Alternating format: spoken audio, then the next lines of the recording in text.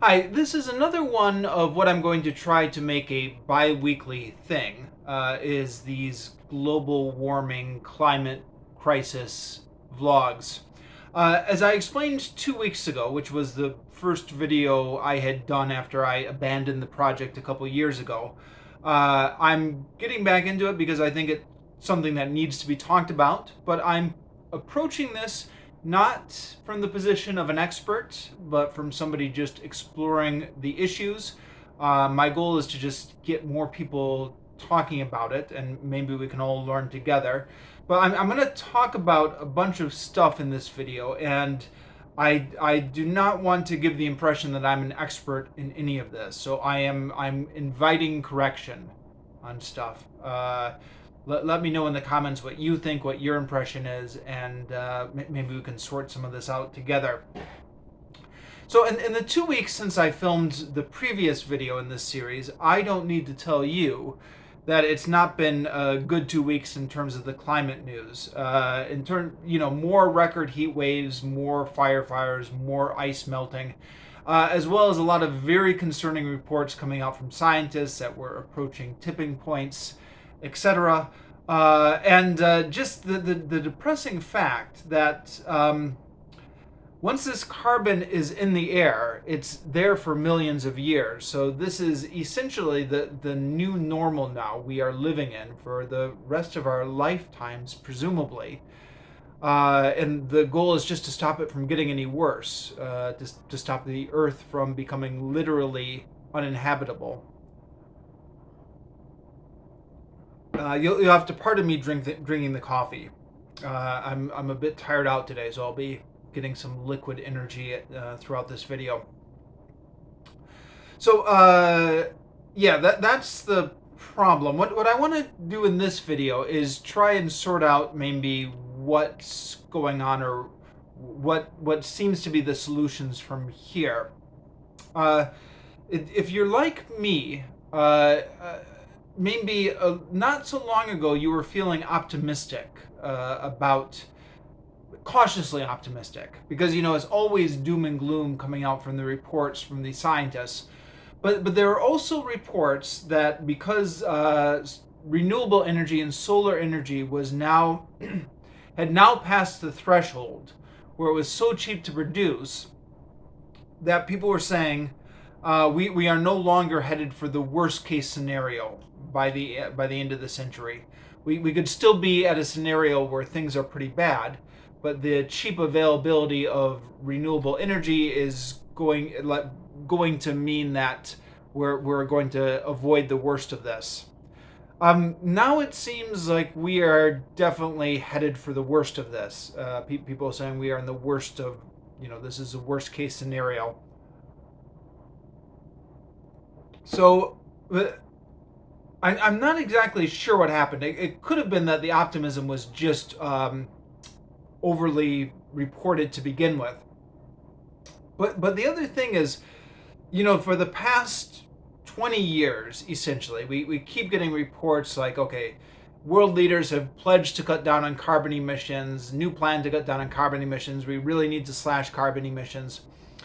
And while that's been steadily in the news every year, the carbon emissions globally have just been skyrocketing up. So, not only do we need to cut carbon emissions from what they used to be, but they've just been going up and up and up. I think last year was an exception with the whole COVID thing, where emissions actually went down 5%, which was good news. But I was reading somewhere in the paper, they said, okay, that's good news, but we need to keep that 5% every year until 2050. Or something like that, where we need to keep cutting down by that much every year. We can't just say, okay, that was one good year. But aside from last year, I believe the carbon emissions have just kept going up and up and up, even as there's been greater awareness of the fact that we need to cut it down. And what is the reason for that? The thing I hear reported is that it's a growth of energy demand in the developing world. which I can easily imagine. I've spent the last 10, little more than 10 years in the developing world myself, teaching English in Cambodia and in Vietnam, uh, and traveling around the region, Malaysia and Thailand, etc. And yes, in Vietnam is more developed than Cambodia, definitely. And Thailand and Malaysia are more developed than Cambodia. But in all of those countries, it's noticeable that the standard of living drops rapidly once you get out of the cities, especially in Cambodia, and to a certain extent those other one countries as well, where people are still living the ancestral life in villages without electricity and without modern medical care and all that stuff. And people talk about the need to bring out cheap, affordable electricity to these areas. And definitely there's a humanitarian argument to be made for that. But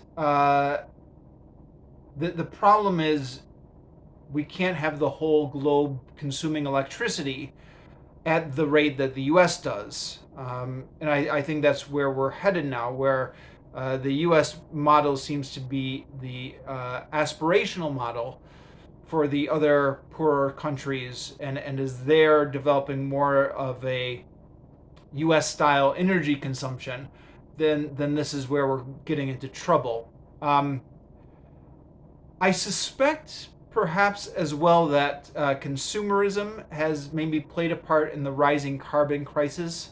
Sorry, the rising carbon uh, emissions. For example, the idea that 20 years ago nobody had a smartphone. Now you have to have a smartphone. Yeah, I mean you really almost have to have one. I tried to resist getting one myself for the longest time, but it became a social necessity about 5 or 6 years ago. And I think we're at the point now where it's a work necessity, where people expect you to be able to access your work emails wherever you are, being mobile, stuff like that. So, something that's is incredibly wonderful in one sense, but also must cost a lot of resources to produce. It is now just a necessity that everybody's got to have. And a number of things like that, where it seems like our level of consumption is increasing. But that being said, I've not actually read anything that has tied like smartphones or more availability of technology to these rising carbon emissions. That's just supposition on my part. That's just a guess. What I've read is it's increasing energy demand in the third world, in China and stuff like that. But the U.S. is still one of the major carbon emitters. I think China is ahead of us now. But if we can cut down on the carbon emission in the U.S., then that will definitely go a long way to alleviating things, and also think about the clean energy for the rest of the world. Now, it seems to me like a few years ago I was reading articles about how we needed to cut down on our energy consumption and cut down on the consumerism.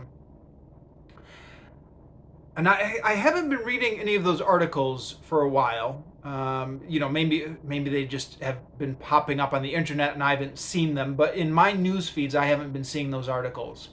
Instead, what I've been seeing is this real push to just switch to renewable energy. Like, yeah. It's a simple fix. It's really easy. You can consume all the electricity you consumed before. Just switch it over to solar power. And definitely that would be nice, because I don't want to cut down on my lifestyle any more than anyone else does. I mean, who knows? Maybe we spend too much time playing video games and looking at our phones, and some of that consumption, if we cut down on it, would be healthier. But on the whole, I mean, it's good to keep in mind that cutting down on energy consumption just for the sake of it. I mean the energy consumption has contributed to the modern world and all its wonders.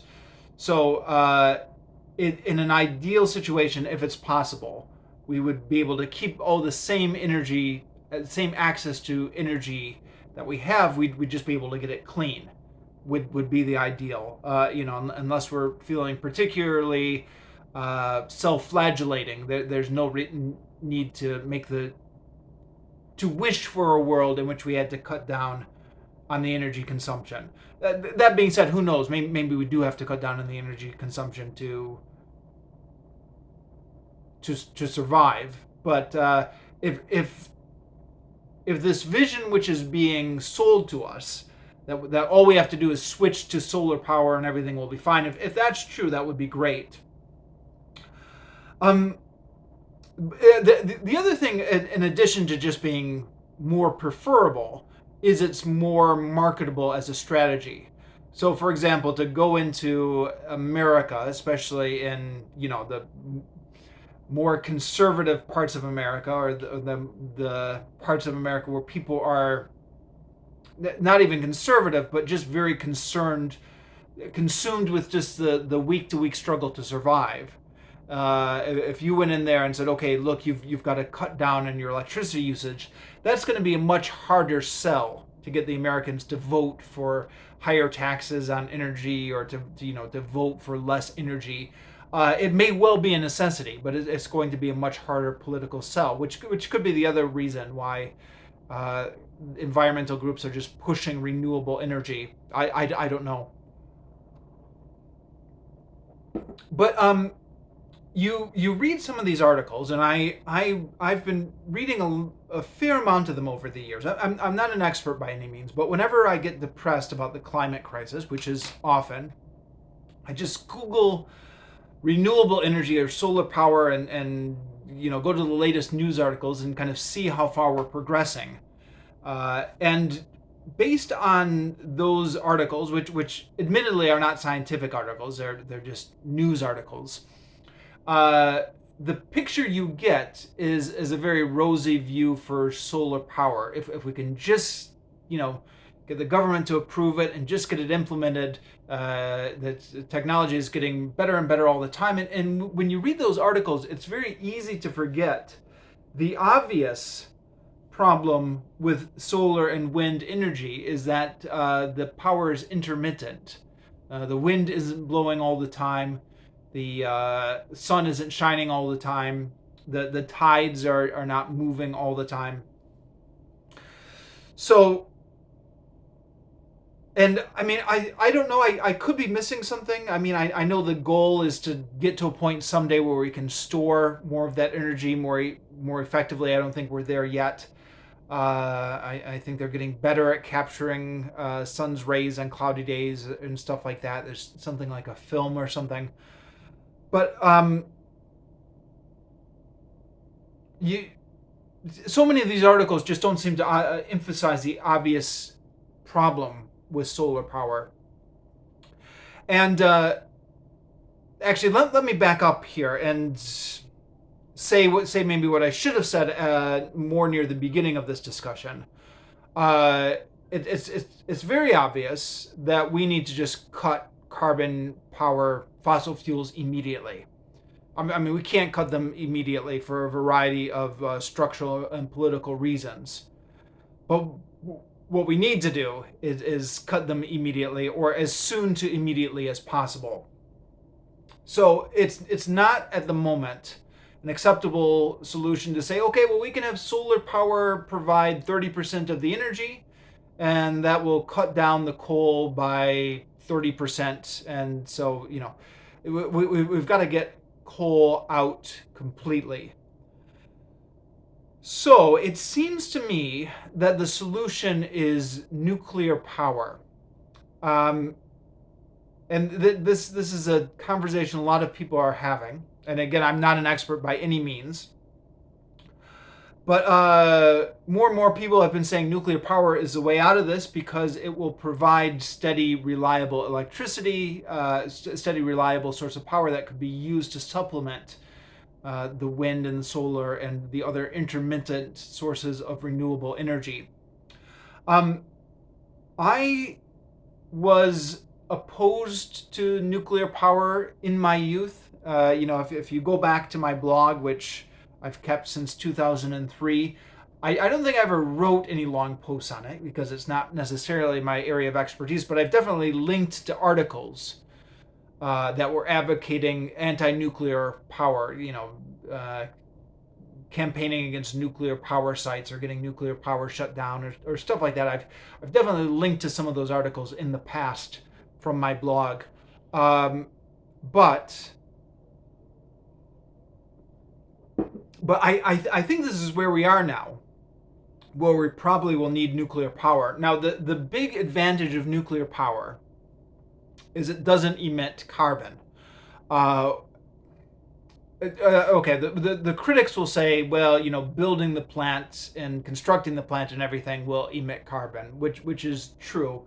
But then the same is true of any building project. Like building the solar panels emits a certain amount of carbon. But then the actual energy production part of the nuclear power does not emit carbon. Uh, and recently, because I think a number of people have been becoming pro-nuclear power, there have been a lot of articles on the web about the benefits of nuclear power, and you read these and they're like, yeah, nuclear power is perfectly safe, much safer nowadays than it ever used to be. We have the technology to keep it safe. Very clean form of energy, blah, blah, blah, blah, blah. And again, it's very easy when you're reading these articles to just forget the disadvantages of nuclear power, and I tend to fall into that trap myself when I'm reading a number of the articles being written nowadays about nuclear power. The disadvantage, to my understanding, and again, I'm not an expert, but the disadvantage is it creates radioactive waste, which is going to be harmful for human beings for millions of years. So the storage and disposal of this waste is a huge problem. You have to put it in a container, which is going to be able to hold it for millions of years, which I think is very difficult to find a container that will actually do that. So that I think. Am I imagining this, or do they have like plans to replace the container every like few thousand years or something? And they're also trying to put symbols on the nuclear waste containers, trying to warn that it's hazardous, but using pictures because any known human language isn't going to be spoken in millions of years. And Germany, I think, already has filled up a lot of its nuclear power waste sites and doesn't know where to put them. And did I read somewhere about them leaking or something? It's a lot of these dangers can be quite scary, or at least that's my impression. Again, educate me in the comments if I'm off on this. But in spite of all that, I think this is where we are at right now. Where in spite of this, we're going to have to go with nuclear power because we just can't have any more coal or fracking or any of the rest of it. Coal especially. We've got to get rid of coal immediately, or as close to immediately as politically possible. And so I think we're just going to have to support nuclear power. And then getting rid of nuclear power is going to have to be the job for the next generation. But the task for our generation is just to survive, or just to create conditions that will allow the next generation to survive. Just to not, the goal is to not make the Earth completely uninhabitable. And I think nuclear power is going to have to be something we bring in. I was watching a Hank Green video when he was talking about this issue, and this was a couple of years ago. So I don't remember what the link was, and again, it was a couple of years ago. He was talking about it, and he said, I might be for nuclear power if we weren't so close on the tipping point to renewables. And he said, you build a nuclear power station, and people aren't going to invest in a nuclear power station just for 10 years. Once you build that nuclear power station, it's going to be up and running for the next 50 years. Uh, at which point, perhaps, if things go well, renewables will maybe become more sustainable or more reliable, and then we're going to be stuck with all these nuclear power stations we don't want after renewable energy has finally become a reliable source of power. Um, and that was a good point, and that convinced me for a while. But yeah, we just don't have time to wait, and we don't have time to take the gamble that the renewables aren't going to develop as fast as we need them to, or something like that. We just need to cut off fossil fuels immediately and get in there with the nuclear power. That being said, I am aware of some of the obvious drawbacks. I mean, Fukushima was that was not within our parents' generation. That was right within our lifetimes. Just like, what was that? Only 10 years ago or something. The the the problem with using nuclear power to address a climate crisis is, as the climate crisis gets worse, the climate's going to become more unstable, which is going to make nuclear power plants possibly more unsafe. Again, I'm saying everything as as somebody who's not an expert, but the flooding, the landslides, the fires, that can't be good for a nuclear power station, right? I was reading one article just within the last 2 weeks that they were saying, the rising sea levels could possibly cause a problem with the nuclear waste that's being stored in New York.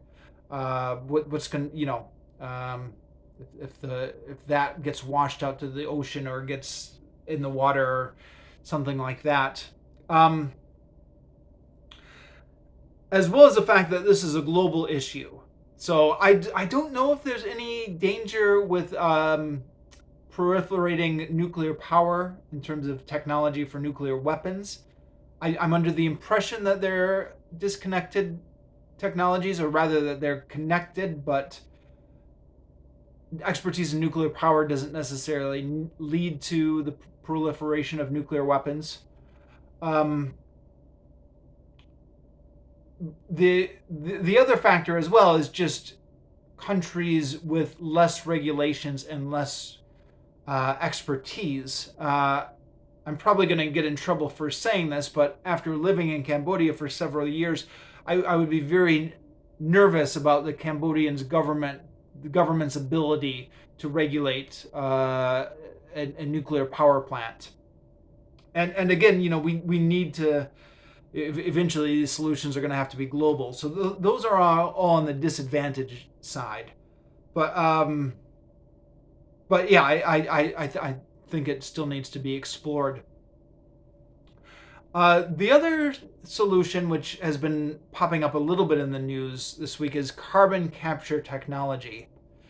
And again, my impression just on reading the news articles is that environmental groups are very skeptical of this because it's something that's much hyped, but the technology is not there to remove the carbon on any level that's going to make a difference.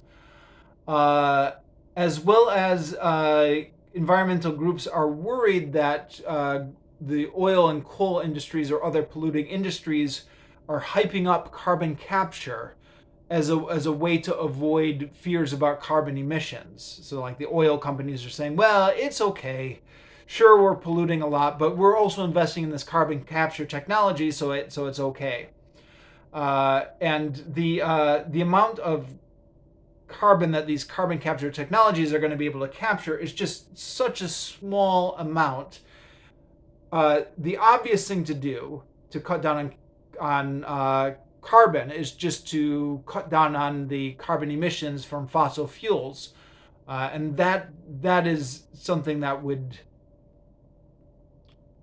have much bigger results and be much cheaper to do than to invest in this carbon capture technology, which seems to have a very uncertain future. That being said, my attitude towards this is I think the attitude of a lot of people, or at least a lot of ordinary people, we're probably going to need this technology in the future. I mean, we're in a pretty bad spot right now. So the technology is not there now. Fine, keep building these things, keep investing in these things. In 50 years, we're going to be in rough shape. So don't stop exploring this technology. Keep exploring this technology and see where it goes. But the balancing act is I think we would need to fund the carbon capture technology, where at the same time not allowing the polluting industries to use this as a safety blanket to make everyone feel better about the carbon that they're emitting. So marketing is always a tricky thing, or political messaging is always a tricky thing, because to a certain extent, there's a danger that the moment the public sees that these things are being invested on, or this technology is being worked on, they say, "Oh, okay, problem solved. We don't need to worry about the carbon emissions." So the ideal world is where we're still developing the carbon capture technology, but everybody understands that it's not at all certain that the carbon capture technology is going to do what it needs to do, and that this is the last resort, and that this is a bit of a Hail Mary pass. And the most important thing is to cut down on the carbon emissions that we're emitting right now, but then just to still be developing it on the side. I I don't know, given how everything gets kind of polarized and made into a soundbite, and how confused people can easily get. I don't know if that messaging is possible, but in an ideal world, that would be the attitude that people would take, and at least that's my attitude towards it. I know it's possibly not realistic, but I hope they keep investing in it all the same. So those are my thoughts on the matter. Let me know what you think about nuclear power and carbon capture technology.